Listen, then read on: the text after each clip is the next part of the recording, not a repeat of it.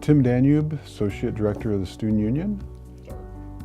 It started back actually in the spring of last year, so it'd be the spring of 17.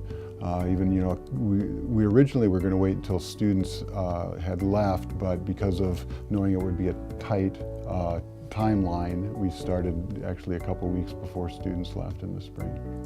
Well, I think that the union was definitely at the point of an upgrade, probably from two specific areas, just because some things were getting old and run down a little bit, and so they needed to have some replacement. And then other things, even though they were still functional, still were dated and looked to be kind of behind the times. So I think those two considerations especially. Well, for the most part, I think things went pretty well once the real desire and need was presented for the union. That process sometimes is lengthy, getting it approved through the regents and all of those kind of things, and getting plans settled. Those are just time consuming. I don't know if they were really obstacles. Probably the biggest obstacle again was just time, trying to get a majority of the work finished before students came back in the fall. Well, most of the work is finally being finished.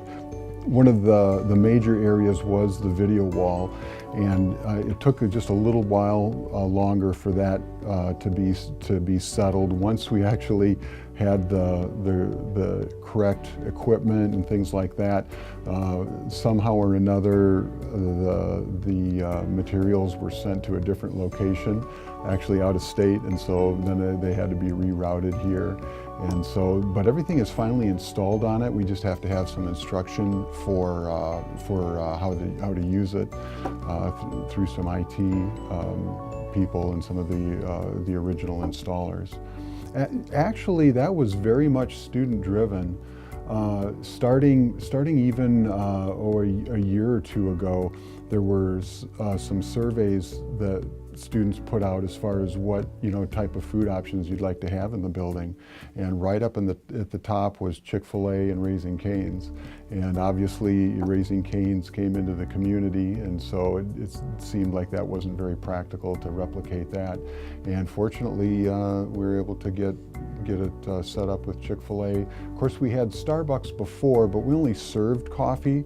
Served Starbucks, we had permission to be able to do that, but this is a full functioning franchise of Starbucks, so it's a full Starbucks restaurant that we've been able to upgrade to. And to tell you the truth, my favorite thing is the flooring. If you walk through the building, you see there's various styles of flooring, and the way that's all blended together to be completed and to make up all the different areas. I really enjoy that. It looks very nice. I think that everything worked out pretty well with that. That was originally, I believe it was approved through the Board of Regents, was like $6 million, something of that nature. And I think that we've been able to accomplish, most everything that a budget that we planned for out of having that amount.